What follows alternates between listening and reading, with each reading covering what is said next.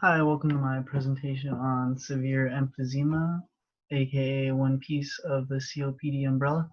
My name is Tyler Bolin. I am an RT student at SJVC. To start off, we are going to look at our patient situation. Our patient is a 57-year-old man. He has shortness of breath and is tripoding. His breathing is shallow and fast. He appears thin and has a barreled chest. He has a flattened diaphragm, decreased breath sounds over the right lung with accompanying hyperresonance on percussion. Patient is currently stable on a nasal cannula awaiting further treatment. Our patient's background, this patient has chronic obstructive pulmonary disease and was admitted for chest pain and shortness of breath. Our patient has 45 pack years and says he still has an occasional cigarette. He is currently on an at-home maintenance treatment of Stiolto and an albuterol rescue inhaler. Our patient came to the emergency department feeling severe chest pain following a morning exercise.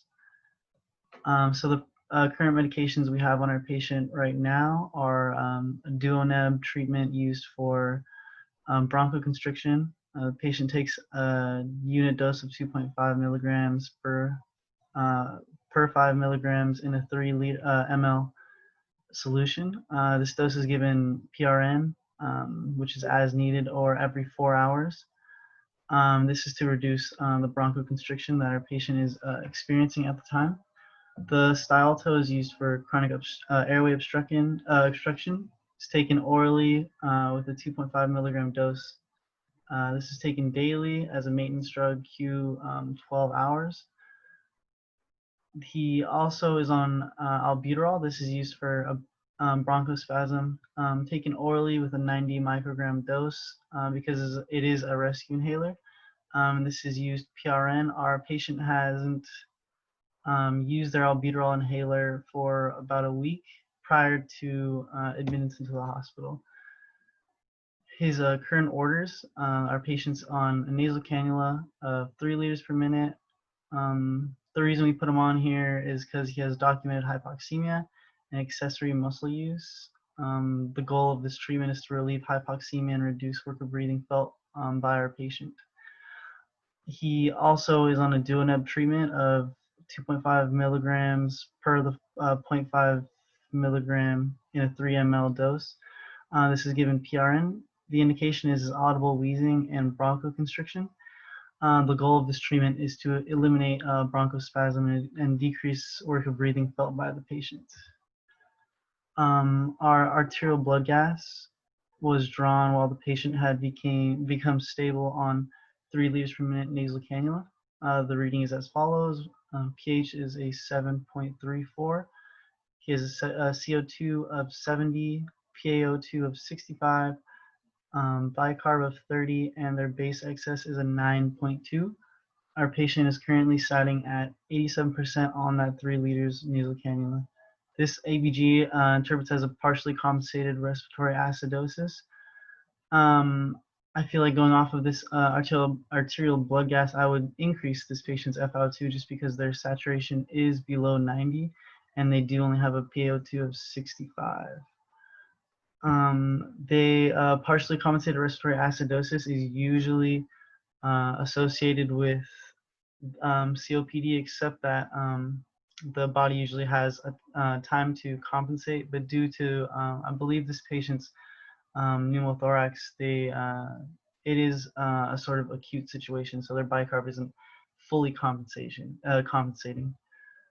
For the physical assessment, and the patient was admitted, he felt noticeable chest pain and would not take deep breaths. He has a fast and shallow rate. He has an increased heart rate of 130 beats per minute, increased most likely because of the increased work of breathing on the patient. The respiratory rate is 22 breaths per minute. This is considered tachypnic, probably because their increased work of breathing and inability to take a deep breath from the chest pain.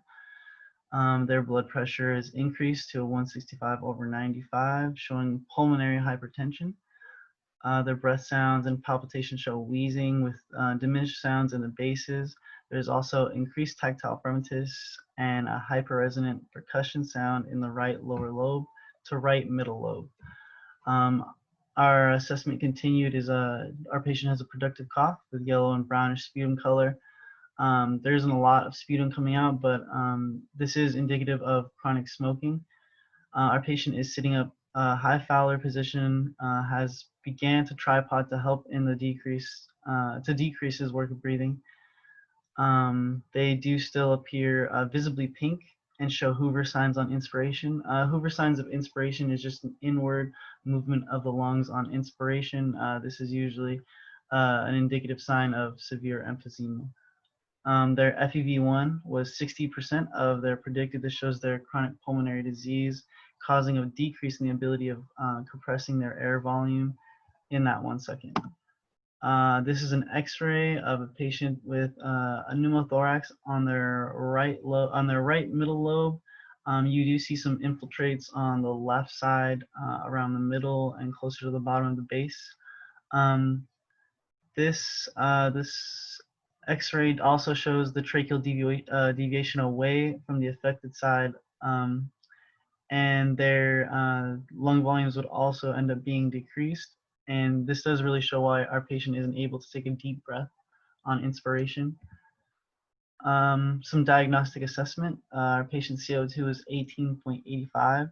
This is a high value, mostly because the patient has a chronically elevated CO2 and lower saturations than a normal patient. Our PF ratio is 203.12. This value is pretty low, indicating a mild acute respiratory distress syndrome. This is due to the patient's chronic obstructive disease process, not really because they have an ARDS.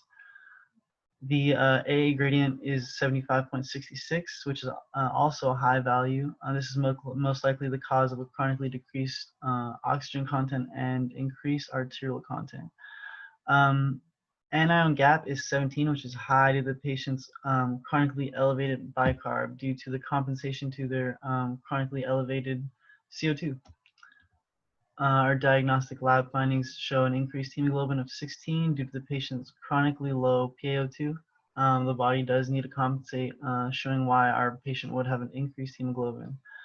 Their BMP is 108 grams per milliliters. This is high, most likely due to the COPD exacerbation caused by their pneumothorax. They have a total creatinine kinase level of 210, which is high due to the chronic diseases impacting the muscles causing damage. This is especially common in emphysema due to the high damage in the alveoli causing the full opening and closing of the alveoli. They do have an increased sodium of 150 milliequivalents per liter, which is high due to their chronic hypercapnia. This also correlates to their decreased potassium level. I believe this is also due to their chronic hypercapnia, but we do have to remember that sodium and potassium do buffer each other and they do move together. They have an increased COW of 3.5 milliequivalents per liter due to the patient's air trapping and disease process indicating a trapped CO2. This is the end of my slides. I would end up probably changing some